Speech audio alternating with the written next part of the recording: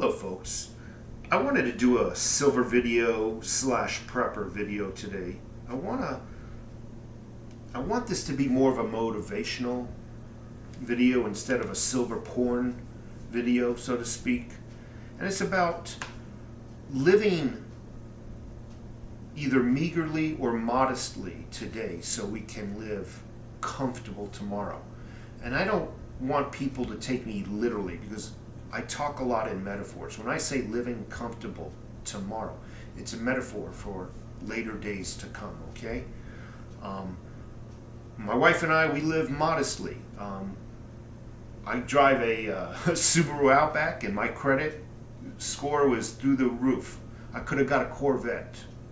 I could have got pretty much any car I want, under 70 grand.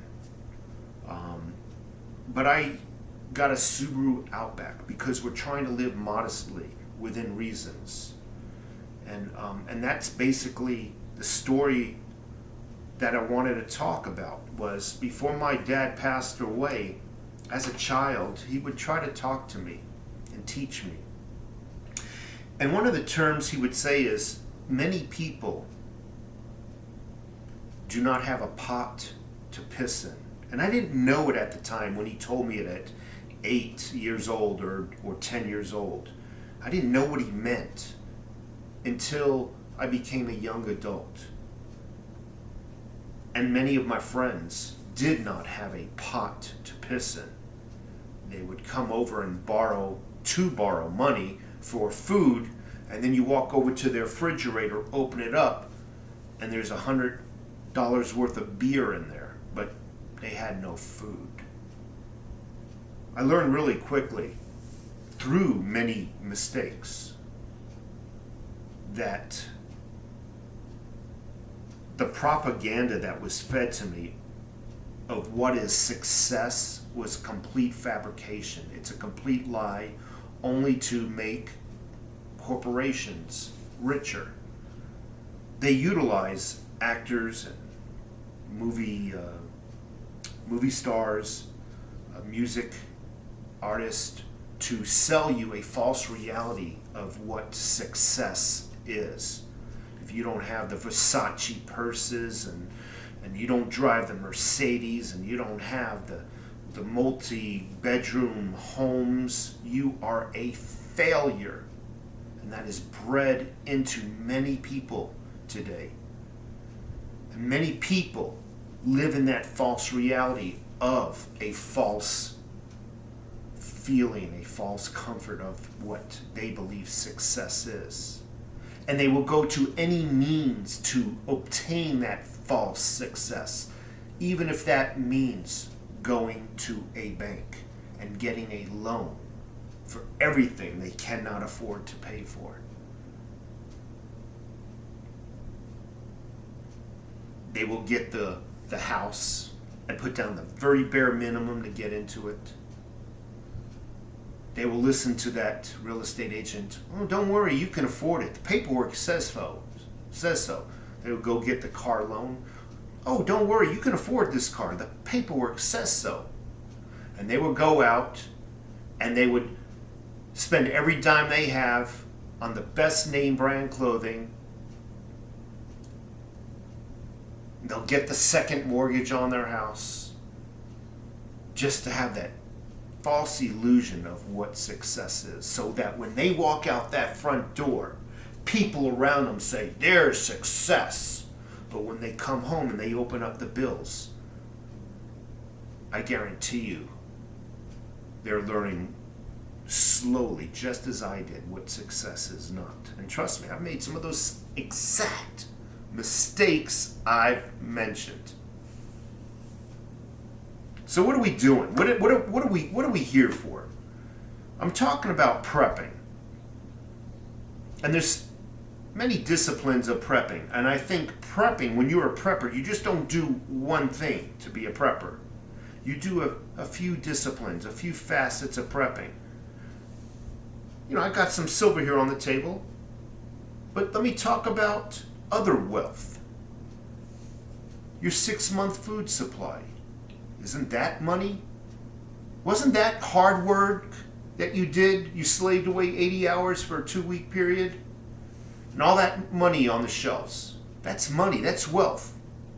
Whether you got a 6-month supply, or a year's supply, or even a 3-month supply.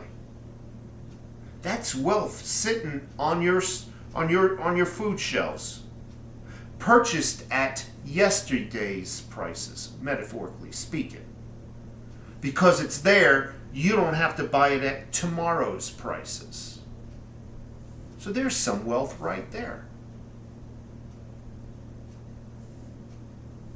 Trying to learn how to grow my own garden. It's very tricky to garden, to learn how to grow various vegetables. Wife set up a 10 by 10 garden, and a lot of things are failing, but some of them are successes. We believe we just need to learn a little bit about soil, and I think we'll reach our goal of learning. And that's another thing. When you're a prepper, you don't have to be an expert at everything. It's the consumption of and retaining of knowledge. It's the wanting to learn. You don't have to be an expert to start gardening. You're going to fail.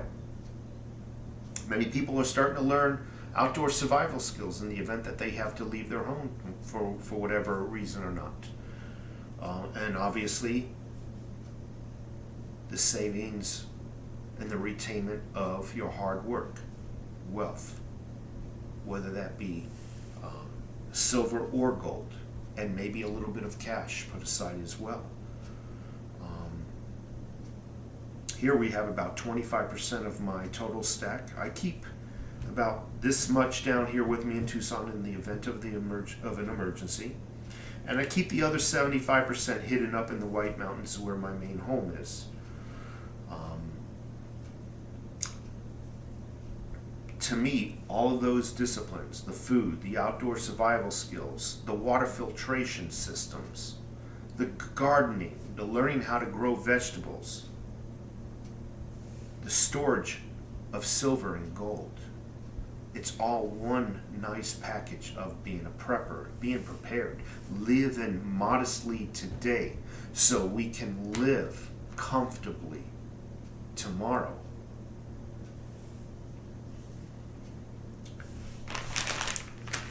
Here I have, I don't know, I'm estimating about 2 pounds worth of junk silver. Junk silver is pre-64 coins. I got some dimes in here, some quarters, some Morgan dollars, Mercury dimes. It's all in here.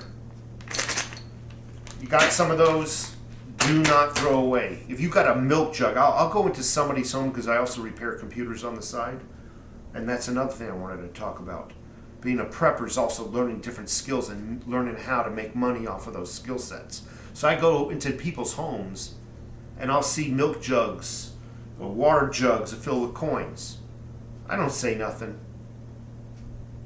But these people, I know, they go to Publix grocery stores or Safeway grocery stores, and I'll see them from time to time dumping these pails into the coin counting machine.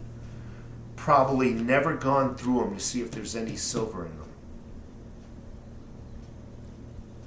If you're one of those people, go through your coins. Make sure that if there's 1964 dimes, quarters, $50, dollars in there, and that's the silver dollars, the Morgans and whatnot. You get them out, and I think $50. I think they were silver all the way up into the 1970. But anyway, I'm not a coin expert, but go through them, verify that you're not dumping silver out into those coin making machines. What else do I got? A lot of people always ask me, what is my ultimate favorite bar? I want to buy my first bar. What is my favorite bar? It's the Sunshine Mint bars. I love them. I think they're so pretty. Look into them. I love stacking the 5 and the 10 ounce bars. They feel really good in the hand. This one right here, you can freaking use it as a freaking brass knuckle on somebody. I'm just joking. Fractional dimes. And these are not really dimes. These are actually 1/10 ounce standing liberties. They look like the Silver Eagles, but they're generic rounds, 1/10 ounce.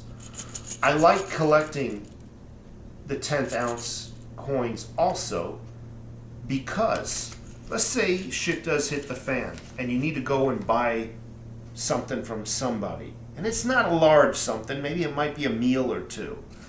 And you go to hand them this 10 ounce bar, they might not be, if they're a silver stacker, they might not be able to make it, make change for this. It's kind of like walking into a Circle K with a $100 bill. They're going to say, no, we only accept $20. So that's why I like stacking some of the smaller coins, stacking some of the generic rounds. First of all, they're smaller. They're safer to help carry with you in the event that you might get mugged or something. You carry 2 of these coins to make a purchase. Worst case scenario, you're getting mugged out of two coins. 1 ounce bars. These were purchased from AppMex. Got a bunch of these 1 ounce coins. In this pile, I have a bunch of generic rounds, various rounds. One of my favorites is the Statue of Liberty. And on the back side, concaved, it's a concaved coin. It's the map of the United States. It is a 2 ounce coin, by the way. So I collect a lot of 2 ounce coins. In this pile, there's a bunch of maple leaves, more Silver Eagles in this stack. And speaking of Silver Eagles, because I live in the United States, I believe it's the most highly recognizable coin. Yes, the maple leaf is almost as recognizable, but in the United States, I stack Silver Eagles. And that's what these are. And last and foremost, my first and only gold coin. I'll be trying to get more of these 1/10 ounce coins when I can afford to. I'll have this one till the day I die, probably. This was gifted to me. Anyway, folks, this is meant to be a motivational video because I know living modestly today doesn't show much reward. It's kind of humdrum. I go to work, I put it into savings. I'm not seeing any reward. It's everybody around me is driving their Camaros and I'm living meagerly, and that's okay. Tomorrow, they'll be scraping garbage cans looking for food. Tomorrow, you'll be living very comfortably with everything that you put on the shelves for food in your gardens and a storage of wealth. You folks have a great day. Take care of yourself.